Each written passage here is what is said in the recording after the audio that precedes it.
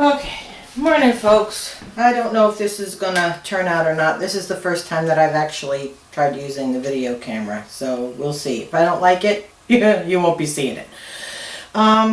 This is how much Stevia powder I got from all those plants that you saw yesterday. I think it took up 5 or 6 trays on the dehydrator, but it didn't grind. A lot of it didn't grind to a a lot of it didn't grind to a powder. I still have actual leaves. I think maybe I didn't dry them enough before I tried grinding them. I don't know if you're going to be able to see this or not. Maybe I'll be able to insert a picture because I'm going to try and edit this video. And one of the first things I learned was I actually have to be dressed in order to do these. That's going to be a new thing. Before, you just never saw me. I could just grab my phone and do whatever. So what I'm going to try doing is I'm going to try putting this on one of the fruit leather trays, and I'm going to see there's clumps. I'm going to try dehydrating it. Can you hear Drew singing in the background? He and his Chris Christopherson. I'm going to try putting this back on a, see, it doesn't even want to come out of the, whoops, back in the dehydrator and putting it on and seeing maybe if that, oh goodness, I might have to use more than one tray. I'm not going to use more than one tray. Dehydrating it a little bit more and then putting it through the grinder again.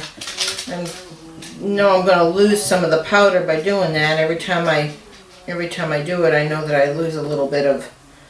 But if I can get my plants to keep going, my first experiment with this, and I'll see whether or not I can, if I'm good enough to get it on video, is I have a homemade raspberry tea recipe that we really like. Because we get, tons of raspberries, raspberry iced tea. So it's actually it's tea. It's not using the raspberry leaves. That's for a different video. But I'm going to see if I can use the stevia in the iced tea. Right now, I can't drink it because when I figured it out, it really isn't worth the carbs because of the amount of sugar in it. There, I'm going to put that on there. This. And then I'm also going to dry some more of the leaves. I brought the plants in. These are just left over from the stevia yesterday. These were leaves that hadn't dried fully. I mean, they were still kind of leathery. So I'm going to go ahead and put those on the tray with the other. And then these were, I brought my plants inside. I still need to wash these, but I wanted to show you how easy it is. I just had to trim these off. The plants, kind of like the Christmas trees. They don't look as big on outside until you bring them in, and then they're just huge. Basically, all you do is you just go like this. I mean, you don't have to pick each one off. You just go like that. I mean, and just kind of. And then they say you go ahead and you just pinch off the tops. I think they say that this, if you try and do this with the stalks, it actually has a bitter taste to it. But I have plenty of leaves, so I'm not even going to bother to try. I've actually found that. See, you just kind of strip it like that. I've actually found. I forget what I was going to say. I found that it's easier to rinse the leaves after you've taken them off the stalks. I tried doing it with the stalks yesterday first. You guys didn't see that part, and it was a disaster. It really didn't. The leaves just weren't getting clean. I was washing and washing, and they were still getting. So, yeah. Can you hear Drew? That's funny. He has no clue. Think I should tell him? No. Okay. So I'm just gonna wash these leaves. Maybe I'll be able to edit this part out. I don't know how far over the camera sees or how well you're going to pick up my voice over the water.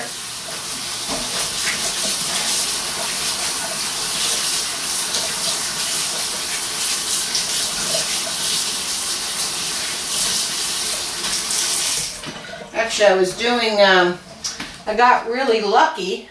I was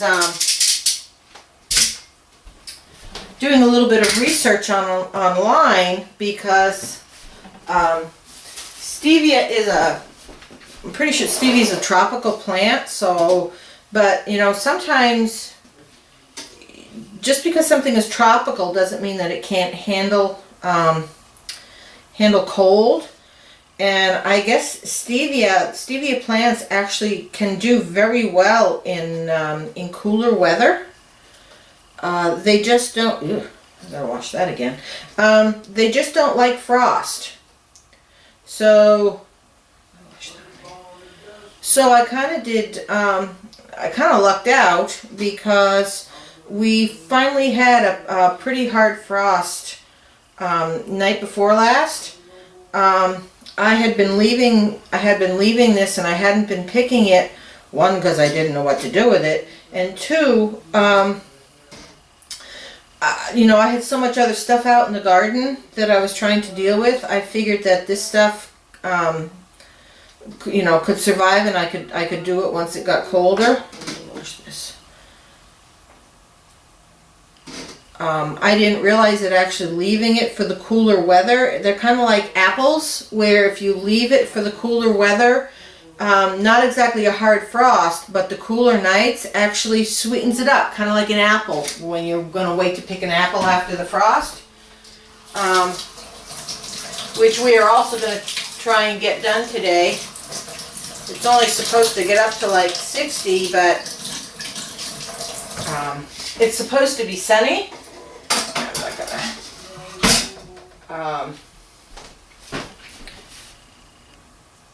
So I'm going to put, that just looks ugly. I'm just not putting that in there.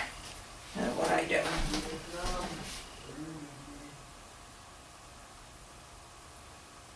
Okay, so anyway, then I'm just going to put this on the dehydrator tray. I'll get that going in a minute.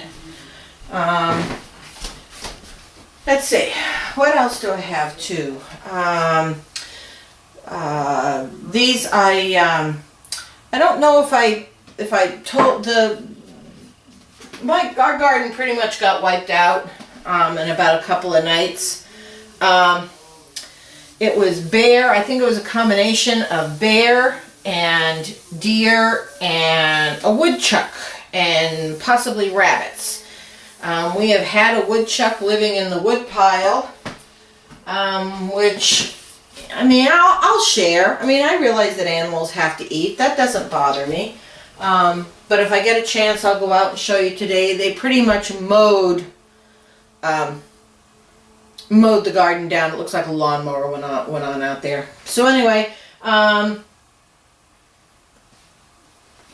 so a client brought me, like, they were cleaning out their garden, and I was whining about how I had no tomatoes because the bear literally ate all of the tomatoes off of my plants. The bear poop is in the garden to prove it. So I have like 100 pounds of tomatoes that are in various stages of ripeness, but I wasn't going to complain because they were free, and I don't quite know what I'm going to do with them yet. Going to try and, what I want to try and do, hopefully if I can get enough of them ripe at the same time, although I probably don't have to wait for that. I want to try making tomato powder, which basically is a process of, there's a couple different people do it a couple different ways. I'm not entirely sure how I'm going to do it yet. But you end up, just like with the stevia powder, you end up with a tomato powder at the end. I've priced this online. It's extremely expensive, but it's a very good thickener. For soups or even spaghetti sauce, or, you know, anything, you just add it to beef stew, anything that you would that you would add a little bit of flour or something to, or cornstarch. And you can add the tomato powder instead, depending upon what the meal is. But what a wonderful way, when you have an overload of tomatoes, what a wonderful way to kind of condense it down. You can, depending upon how much water you add to it, you can either turn it into tomato paste or tomato sauce, or as I said, you just put the powder in whatever it is you have, and it'll kind of thicken up. That's the theory anyway. That's what I've heard. These are, so getting back to the fact that my garden was cleared out, so last Friday, not a couple days, Friday before last, yes, I was out in the rain because it will not stop raining here. I was out in the rain picking the beets, trying to save what little I could. All my beet greens were gone. They just chopped them all down to nubbins, but I was able to save some of the beets, and I had just enough to can 4 pints of pickled beets for Katie, which if she watches this now, she's gonna know that I did them for her. Haven't tasted them. But I know that's one of the things she misses about going back to Maine is having access to pickled beets there. They don't do that here in Minnesota. I don't know if it's a New England thing, but she loves how in New England when you go to a salad bar there's always pickled beets, and they don't do that here. So the only time she really gets them is when she's in Maine. Or New England, so I went ahead and I made her some of those. Aldi had a sale on mushrooms, so I now have, I'm so happy, 69 cents for a 8-ounce container. So I bought like 10 containers, and I will vacuum seal these. I dehydrated them. They actually dehydrate very quickly. It's very easy. You don't need to do anything. You don't need to blanch them. You don't need to you just basically kind of brush them off a little bit.